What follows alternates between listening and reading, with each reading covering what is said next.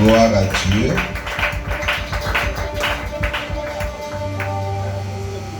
Nous allons Mokanda, il y a Juge chapitre 6, versets 25 à 27.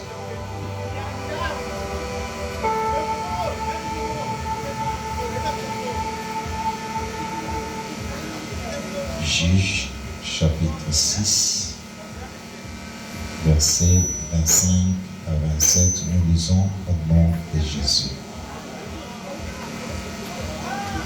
Dans la même nuit, l'Éternel dit à Gédéon, prends le jeune taureau de ton père et un second taureau de 7 ans, renverse l'autel de Baal qui est à ton père, abat les pieds sacrés qui est dessus. Tu bâtiras ensuite et tu disposeras sur le haut de ces rochers un autel à l'Éternel ton Dieu. Tu prendras le second taureau et tu offriras un holocauste avec le bois de l'idole que tu auras abattu. Gédéon prit 10 hommes parmi ses serviteurs et fit ce que l'Éternel avait dit. Mais comme il craignait la maison de son père, les gens de la ville l'exécuta de nuit et non de jour. Seigneur, merci. Ton amour est infini. Te recommander ces moments. Saint-Esprit de Dieu, parle-nous. Aussi, Seigneur soit distraction et envoûtement. Au nom de Jésus, nous avons ainsi prié. Amen. Amen. Alléluia. Nadi Mokonzi. Nadi Mobikisi. Tobete likolo Yesu maboko makasi. Alingi tobete likolo Yesu maboko makasi. Nous avons expliqué déjà ce que nous disons na thème na biso. D'abord na programme na biso à prière autolobie. Ne touchez pas à ma famille. Ne touchez pas à ma famille, nous avions dit que ezali une détermination, ezali une décision mutu azui face à ma problème ezali ko surgir dans la famille. Amen. Et tout le monde qui lobby que nous devons renverser les autels. Amen. Les autels du diable. Tu expliques qui était autel.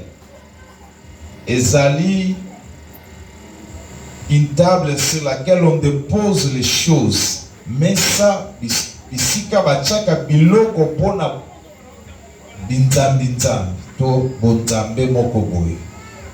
To ezali lié à culte pona bonzambe mokoboy. C'est un point de contact entre motu na bonzambe, la spiritualité moko quelconque. Toloba qui était l'autel ezali ko influencer vie ya mutu. Nous avions parlé aussi ya koloba. Par exemple, dans la vie, il y a Gédéon. Par simple salutation, il pensait qu'il était moindre. Azaki incapable ya collier ça, ko protéger même nourriture à mouké. Il y a libota na ye. Mais Dieu lui dit, il y a yote. Mais à cause il y a hôtel de Baal. Oyo tata na yo joas atia na mboka yango ndezo memela bino malédiction. Bakokaki kolona me bakoye kolia biloko ya milona na bango te. Bakokaki kosala mosala me mosala wana ekokaki koproduire rien. Amen.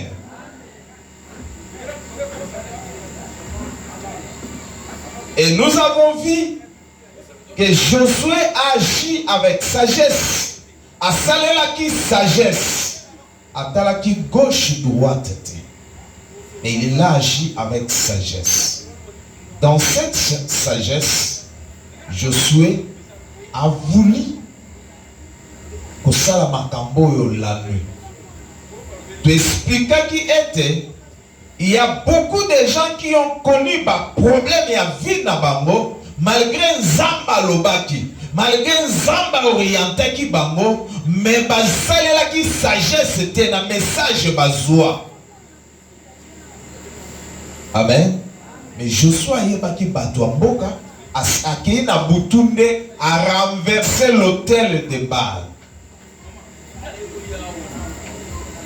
Et tout le monde qui était l'autel, c'est lui qui est en contact avec l'autel diabolique. Il y a certains signes qui se développent. Nous avons parlé de la légèreté. Tolobela qui ba légèreté. Tolobela qui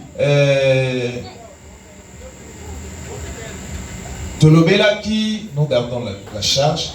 Tolobela qui légèreté, c'est-à-dire moutoir légère, malgré son âge. Malgré kokolo na ye, malgré ki mukolo na ye, mana ba légèreté na ba langage, na efandeli na ye. Ce sont des signes qui montrent que cette personne, il est déjà en contact avec l'esprit mauvais. Tout le monde qui fait l'instabilité. Mouto azali ko vivre dans l'instabilité. L'instabilité dans le mariage. L'instabilité ya mosala. L'instabilité ya makambo ebele. Tout le monde qui peut lui sous délinquance. Amen.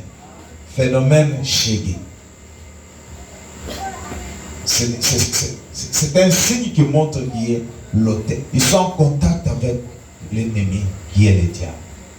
Ils sont sous l'influence de l'ennemi. Tout le monde qui peut les sous-sous. Phénomène sous-sous, c'est-à-dire Moutoua propreté.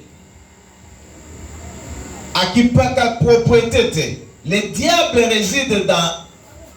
Diable avant d'akakati na salité. Ce sont des signes.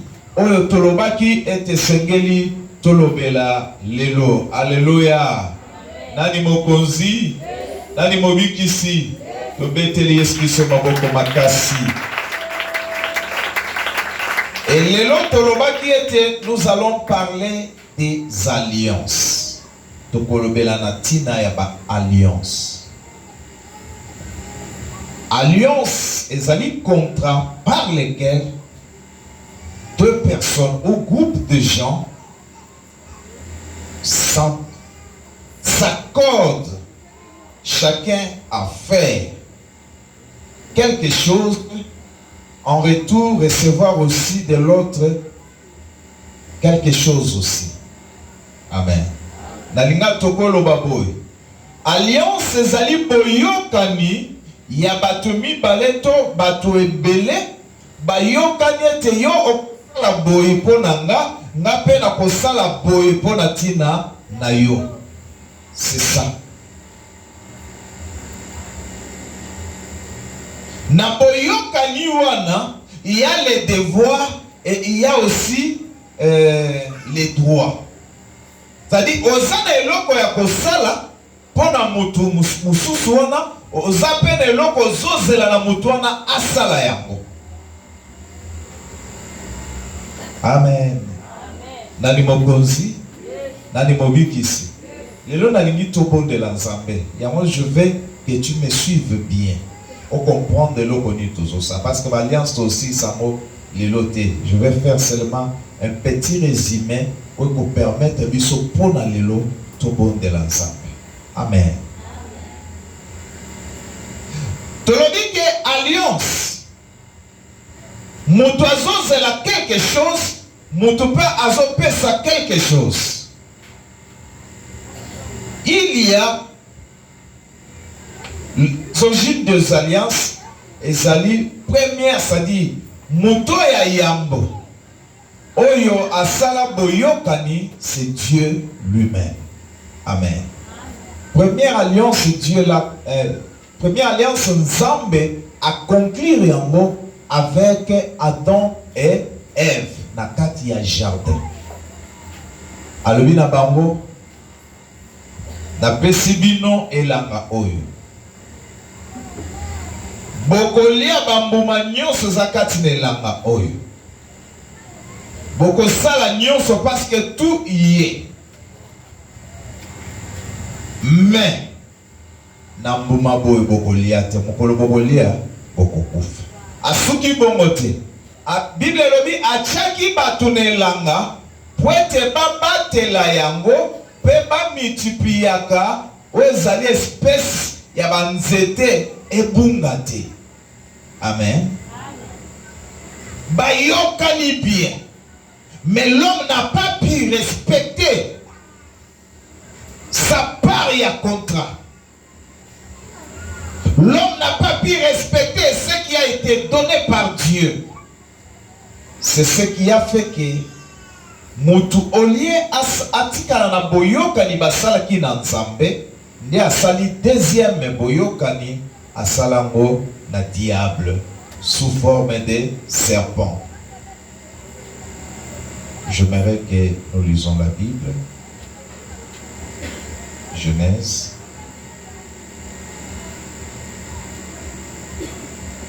Je vais parler dans 10 minutes pour que nous prions.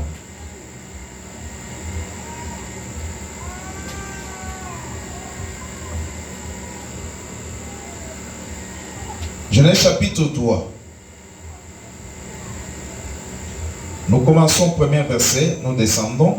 Les serpents étaient les plus rusés de tous les animaux des champs que l'Éternel Dieu avait fait. Il dit à la femme, Dieu a-t-il réellement dit, vous ne mangerez pas de tous les arbres du jardin? La femme répondit au serpent, nous mangeons du fruit des arbres du jardin, mais quant au fruit de l'arbre qui est au milieu des jardins, Dieu a dit, vous n'en mangerez point et vous n'y toucherez point, de peur que vous ne mourrez vous ne mourriez. Alors le serpent dit à la femme, vous ne mourrez point. Mais Dieu sait que les jours où vous en mangerez, vos yeux s'ouvriront et que vous serez comme des dieux, connaissant le bien et le mal. La femme vit que l'arbre était bon à manger et agréable à la vie, et qu'il était précieux pour ouvrir l'intelligence. Elle prit de son fruit et en mangea. Elle en donna aussi à son mari qui était auprès d'elle, et il en mangera. Il en mangea plutôt. Les yeux de l'un et de l'autre s'ouvrirent. Il connut qu'ils étaient nus, ayant cousu des feuilles de figuier, ils s'enfirent des ceintures. Alors ils entendirent la voix de l'Éternel Dieu qui parcourait les jardins vers le soir. Et l'homme et sa femme se cachèrent loin de la face de l'Éternel Dieu, au milieu des arbres du jardin. Mais l'Éternel Dieu appela l'homme et lui dit, où es-tu? Il répondit, j'ai entendu ta voix dans le jardin et j'ai eu peur parce que je suis nu et je me suis caché. On s'est mis au verset 10. C'est l'histoire où tu es malade. Bible lobi était les serpents azalaki nyama moko le plus rusé ya mayele ya mabe na ba nyama oyo nzambe asalaki. Apusanaki epai na mwasi alobi nzambe alobi na bino bokolia bambuma nyonso te wezali na nzete na jardin. Le diable est venu parce que ayokaki te oyo nzambe alobaki na mutu, mais alingaki ne a créé dialogue na mutu afin que ayeba kokotisa maintenant alliance na ye na mutu, boyokani na ye na mutu. C'est suite à un problème que le diable viendra toujours et paye na yo pour te akotisa yo maloba, akotisa yo na alliance na ye, oko sala ete yo okoma na devoir, okoma ko devoir ye quelque chose. Il y a déjà makambo na famille ezotambola malamu te, makambo na famille ezokende liboso te. Kaka diable a utilisé ka voisin, diable a utilisé ka moninga na ye, na yebi ndeko na biso moko quelque part. Le diable est en train de chercher comment il faut cotiser une alliance. C'est ça ce qu'il cherche. Parce que moi je sais que la Bible le dit dans que tout ce qui respire loue le nom de l'Éternel. Et dans toutes circonstances, il faut toujours louer l'Éternel. Il est le maître des temps et des circonstances. Il y a beaucoup de gens qui continuent l'alliance dans mon goût Satana à cause de besoins matériels, à cause de besoins terrestres. Biso ba Kristo vina biso kozuka awate. Bina biso to vivre amour. Mais il faut tous à la yesu longo kuna na likolo. Yango même si j'ai des difficultés, mais je dois chercher à savoir, est-ce que ce que je vais faire, est-ce que kosunga ngai na perdre lobi na ngai ya bo Kristo tote?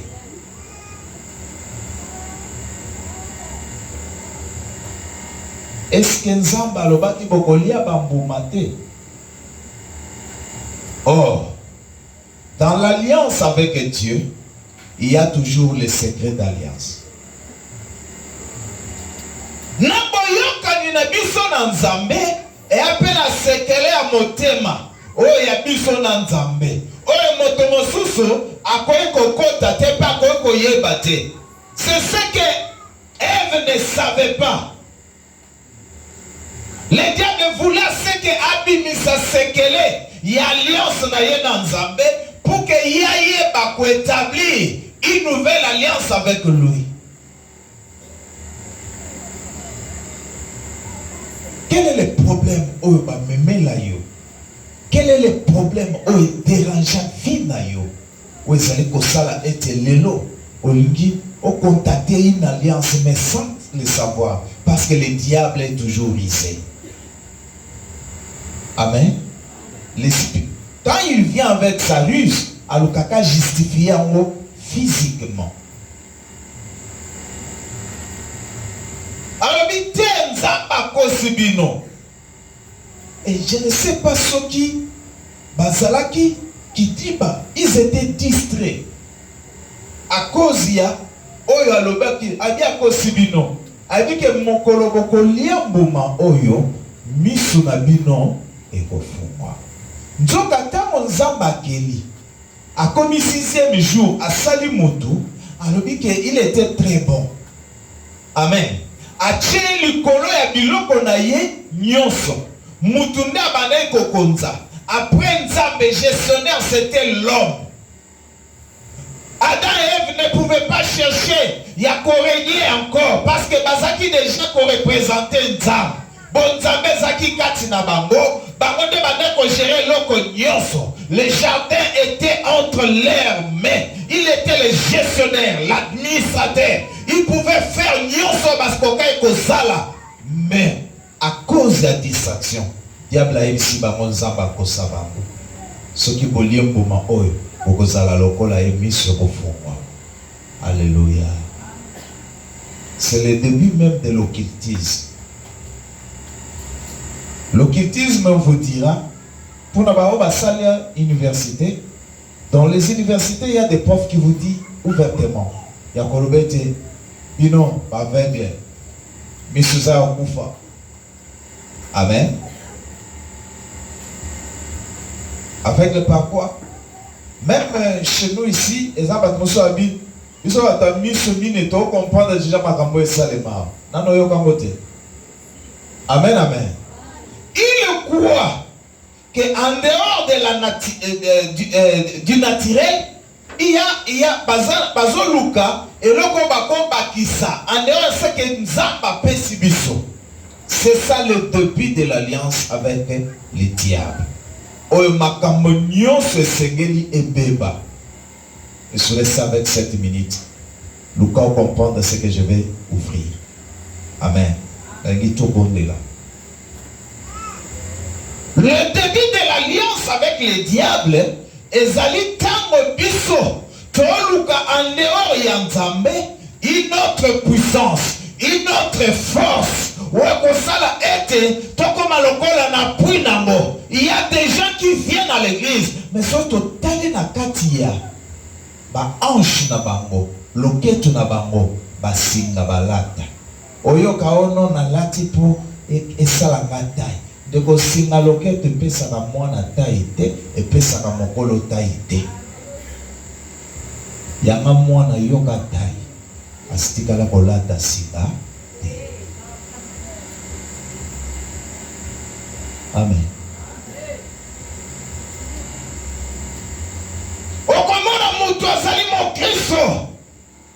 Mais il y a des amulettes, il y a des signes dans la carte, il y a ma boko naïe. Il y a ma noir, il y a ma rouge, il y a ma ceci à l'ata. Mais quand tu regardes sa vie, quand tu regardes sa façon d'être, na singana ma boko, et ça a un rapport de mon côté. Amen, amen. Au monde mutu. Alati na kana mo eloko mo wala taka. Au protection. Mais ayaka pe l'église. Ase appelle au sambo soki abe. Après ça rappelle pour sujet de prière na ba projet na ye. Ndeko. Vous êtes entré dans une alliance diabolique. Otoko pesa détail nango lobby. Cette alliance diabolique, ozo kanisa ete Adam kanisa ete miso ekofongwama. Akokoma lokola Nzambe, mais ces jours-là, à cause de l'alliance diabolique, ils ont perdu les privilèges au bazalaki nango epai na Nzambe. Olie miso efongwama bakoma lokola Nzambe, mais tango miso efongwami se rendre compte que bazalaka bolumbu. Yango nazo annoncer na moto moko, moto nyonso en dehors de Jésus. Oya bakisa quelque chose, ane bolumbu, ane moto aliboma, ane na eloko te, parce que seul Jésus est la protection. Il yango komona moto asimbikisi mais asetrouve liboma, c'est-à-dire asetrouve bolumbu. Liboma etindaka moto alongola bilamba, liboma etindaka moto akoma ko déraisonner. Yango eloko yo bakisa okoma déraisonner. Kalate, on se rend compte que bato ebele o bazaki ba grand commerçant ya ville na biso boma. Amen. Basuka soit na ligablo na coin, soit basuka bakoma ba Kadhafi baoteka bido à 25 litres. Mais mbongo nyonso bazaka nango ekenda wapi? Po bazaka bolumbu bamiye bakati à cause des mauvaises alliances. L'alliance avec le diable nous rend, c'est-à-dire nous tokoma ezorande biso tokoma batoma boma tokoma bolumbu liboso na nzambe liboso na bato. Moto aza bolumbu bapesake lisu considération te. Moto aza bolumbu azalaka lisusu un homme à considérer dans la société te. Moto aza bolumbu azalaka lisusu moto bakoko miemate même ses propres enfants. So ba monde faut bakima parce que les enfants ne doivent pas regarder la nudité de leur père. Amen. Yango zomona ete moto ana bakisi mais ba conflit na famille. Amen. Parce que cette alliance-là, elle peut faire perdre la crédibilité. À cause de l'alliance diabolique, il y a des gens qui ont perdu beaucoup de privilèges. Mais il y a des signes déjà. Il y a des points de contact. Où ça a été moutou à connaître. Je vais énumérer ça seulement pour nous permettre de là. Mais c'est demain que je vais maintenant commencer à démontrer Yango Moko avant de Yakoyeba certaines choses. Amen. Par le contact avec le féticheur ou un marabout, vous entrez en alliance avec les esprits, avec ozokot en alliance na boyokani na milimo oyo nganga wana asalelaka okoti na alliance na. Amen. Soko sokota na ndako ya nganga même okendaka ko consulter po bayibaki yo okotaki na alliance na diable au travers milimo oyo.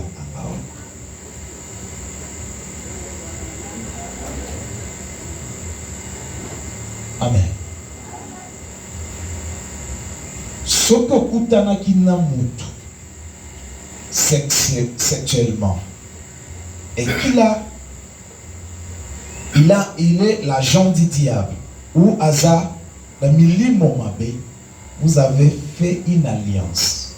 Parce que d'abord la sexualité c'est une alliance. Amen. C'est une alliance. Et sokutani na mutu azali na milimo mabe, vous faites une alliance avec les esprits qui habitent. Et bokaboli pe batoa. Tokomona moi détail lobby. On peut contacter aussi une alliance par manger des objets sacrifiés. Basali ono pona bana bakufate pesa bangoyo. Pona bana bakufakate sokola kama yoyo. Tu entres dans une alliance. Nengozo bela wana la taboye. Tu entres dans une alliance. Nengo tuko kufela mobali poisonge la kayote salaboye. Tu entres dans une alliance. Il y en a beaucoup qu'on va parler. Et possible mikotisa. Mais botikala bolumbu spirituellement, il y a un diable azo sakana na biso. Nyonso tozo sa les simbate à cause de l'alliance de l'ennemi dans notre vie. Alléluia. Nani mokonzi, nani mobigisi. Obete l'esprit sur notre place. Il y a ceux qui ont contacté des alliances spirituelles par les habits. Bidefa defa ya bilamba. Omikotisa na alliance. Ya mukolo elamba sans que tu le saches. Ne contentez-vous de ce que vous avez. Il y a même, excusez-moi, mes frères et sœurs, il y a même ceux qui s'échangent les sous-vêtements. Et ça combien? Omikotisa na alliance. Amen. Faites attention avec des bagues, des chaînettes à Badou. Et n'a bima. Mais ça n'a chaînette toi. Ndeko. Ozana ngote. Sala make-up na ndenge ya biloko yo ozana. Mone lamba na ngana. So na beta mona fantaisie na yo na esimbe bilula lula kokokota à l'alliance.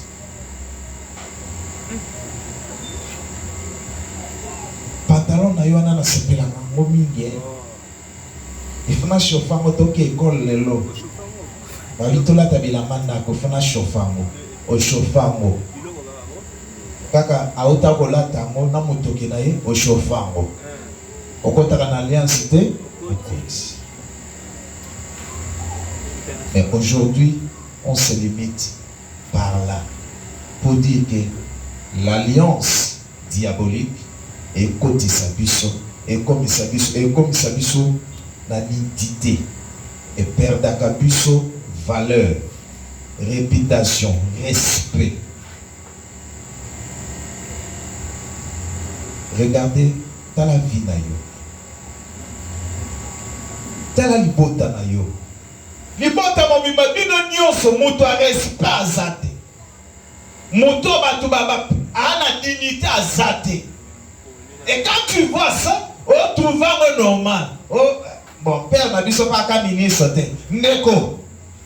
L'honorabilité peut commencer par toi parce que yo yebi nzambe. Il faut que ça commence par toi. S'il y a des bonnes choses qui doivent commencer, ça doit commencer par toi. Parce que Yesu na yo elongo, une nouvelle vie est commencée. Que le diable ne te trompe pas. La kisayo, c'est pour t'appauvrir. C'est pour enlever ta dignité. Regardez bien, ma tienne nyonso. N'habitez son côté la kanenga na tale abango. Nana mona tiela kitoko te. Na mona ba tienne nyonso ba kana langage ba impoli. Amen. Balobaka lokola ba dede nye bato. Biso to sambisa ba tienne. Mais bango nyonso bana ba légèreté na maloba. Pourquoi? Parce que le diable a salata. Parce qu'il y a déjà alliance na dia. Yo lingo koma bongo. Wa mwasi kitoko, ozomobali kitoko. Ovandi, tellement tu es sous le fait. Na buto koka ko vanda société. Faut pas te voyer. Amen.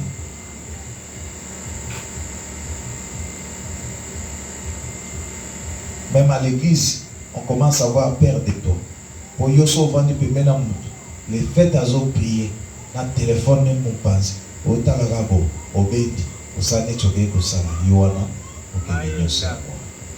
Sous le fait de l'alliance diabolique.